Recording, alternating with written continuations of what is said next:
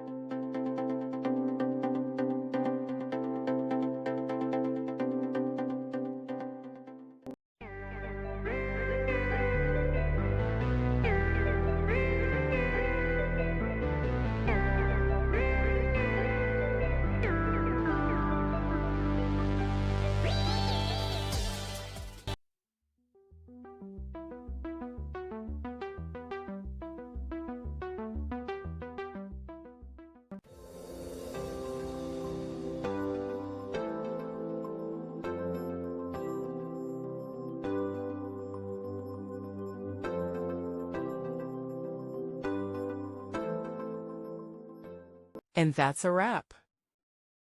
I hope you found the answer you were looking for. If you did, take a second to hit that subscribe button. It really helps out.